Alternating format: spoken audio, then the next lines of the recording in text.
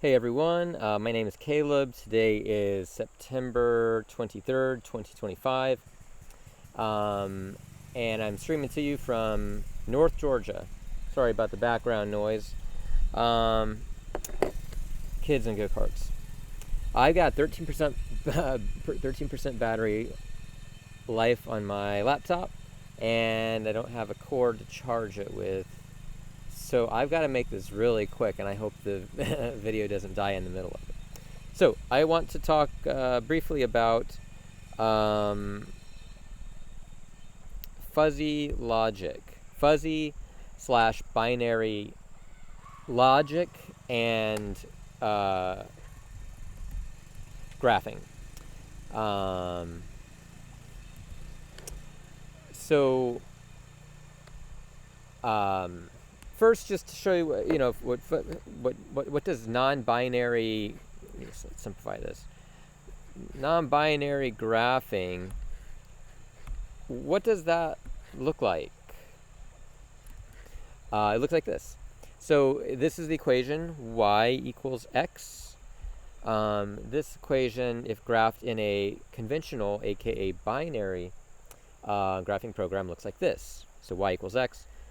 And so there's, in a conventional graphing, what I call binary graphing, there's only two options, true and false. So either the left side of the equation is exactly equal to the right side of the equation, in which case the line is drawn, or it's not, and then it's just white. So it's only two options, true and false, 100% true and 100% false.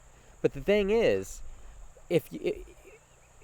there's more nuance to it than that, really, right? There's not just two options. Like, for example, the point right close to this line is a closer solution than a point way out here.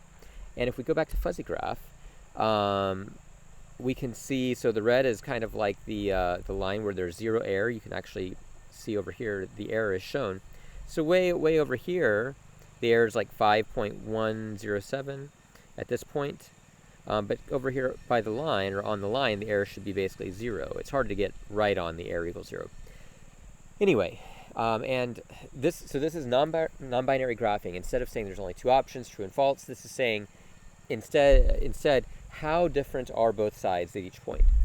And so this idea of fuzzy logic, non-binary logic, I think it's actually a really important concept to get.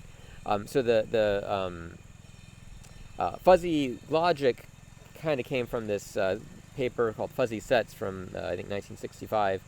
But fuzzy logic is basically a many-valued logic where basically the degree of belief is represented by a number between 0 and 1. And you can have things like this where, what if there's more than one category, not just true and false, or not just hot and cold, hot, warm, and cold. And basically, at different temperatures, you could have a degree of membership to more than one classification, for example. So like at the temperature right here, whatever this would be between warm and hot, it's a little warm and it's a little hot, right? There's another area where this idea of representing hypotheses not as simply black and white, true and false, yes and no, happens, and that's in Bayesian probability. So Bayesian probability it's a hugely important branch of mathematics. It's actually the foundation of basically all modern-day artificial intelligence and machine learning. And it was actually started, the original paper was called An Essay Toward Solving a Problem in the Doctrine of Chances, published by a Presbyterian minister named Thomas Bayes. Actually, it was published in 1763, a long time ago, and it was actually by... Thomas Bayes didn't even publish his findings in his lifetime. It was his friend, Richard Price, who published after he died. Kind of wild. But this idea, so again, it's interesting. It makes for pretty graphs and pretty, you can do math art and stuff. But this is a very important. What's my battery left? 10%. Okay, I'm doing all right. So this is an important non-binary logic. Is a very important and interesting mental model. So if you only think in binary logic, that is not good, because not everything fits into a binary classification problem. Which are you, a pizza? Do you like pizza, or do you like burgers? Um, which one? A false dichotomy, right? Um, and one big problem. So I think that a lack of nuance is at the root of many, many, many problems, right? Like, are all police officers jerks? It doesn't, often it's, are police officers good or bad? Well, they're bad, therefore all of them are bad, or whatever. So we don't, racism, all of this race is bad, or whatever. That's all a lack of nuance. It's a lack of nuance of thinking, and it causes all kinds of problems. And so instead of thinking purely in Boolean logic, true, false, instead of thinking only in binary, we can think in non-binary ways, non-binary logic. Or you could also think of this as probabilistic thinking. And so I want to just give a quick example of this using my favorite problem to represent it, which is called the dice problem. I've been into this stuff for a while. I actually gave this talk at an atheist meetup in Milwaukee, which was cool because I was a theist and still am, and it was cool that they let me do it there. Anyway, dice problem. So let's say you've got a bag with 5 dice in it. So they are a 4-sided dice, a 6-sided dice, an 8-sided dice, a 12-sided dice, and a 20-sided dice. Basically, they look like these, right? The platonic solids, the only, regular polygon, blah, blah, blah, blah. So they look like that. All right, so the number of sides of dice, so the 4-sided dice, the sides are numbered 1, 2, 3, and 4, right? So all the numbers start with 1 and go up to the number of sides. So, 6-sided dice goes up to 6. The 20-sided dice's highest side is a 20. All right, so we have this bag. And what happens is, let's say I pull one of the dice out of the bag and I start rolling it in a place where you cannot see it.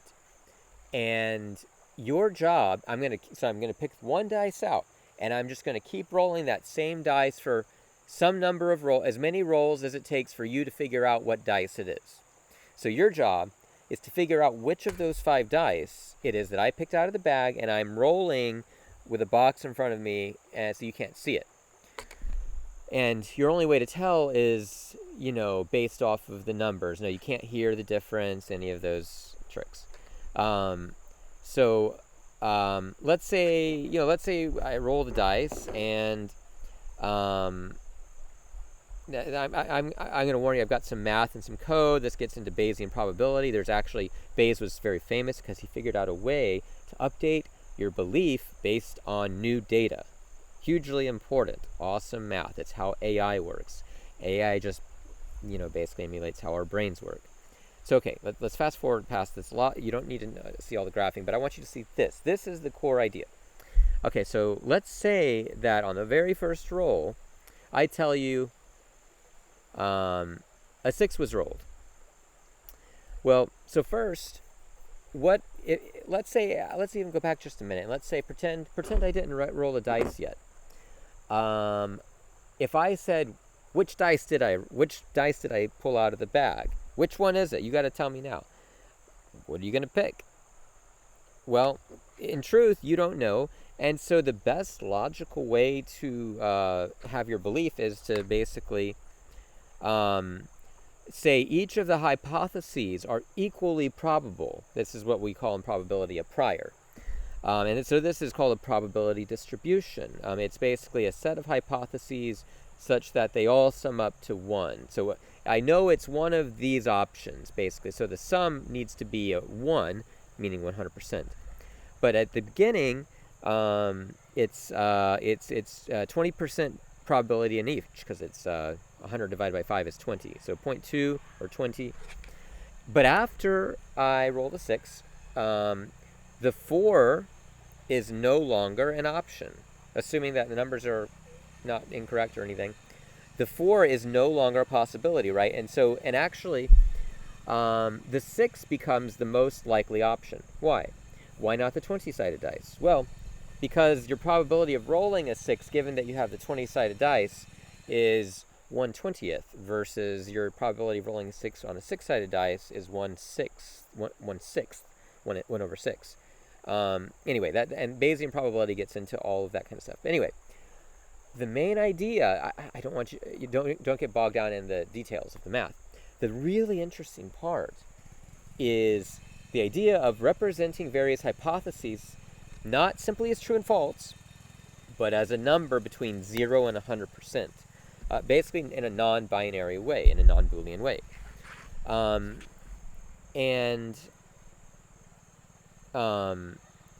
So if this was rolled, if the dice is rolled, so this is like what the probability maybe should look like if I rolled a 6. And let's see what it looks like if I rolled more times. Let's say I roll another 6. Okay, we have now almost a 40% chance degree of belief that it's the 6. You can see the numbers: 4-sided dice, 6-sided dice, 8-sided. And now let's say I roll another 6. Ooh, now the probability of it being the 6-sided dice goes up to like 50-something%. But then let's say I roll an 8. Well, bam.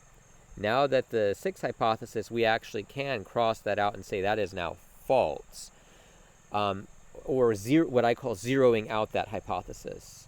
4%, oh shoot, gotta hurry up, 4% battery, I may not make it. We'll find out. All right. Anyway, here at this point, sometimes it's okay to basically zero out a hypothesis, but do not prematurely zero out a hypothesis.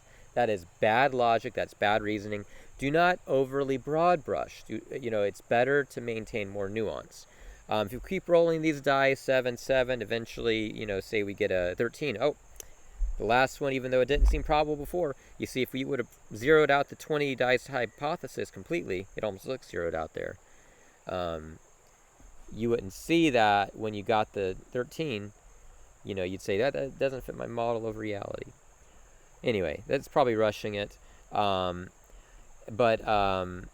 fuzzy logic versus fuzzy/non-binary logic versus binary. There's good times for binary logic as well. But it's good to have the concept of non-binary logic and non-binary reasoning in your mind. And I think I need to stop there because my laptop is about to die.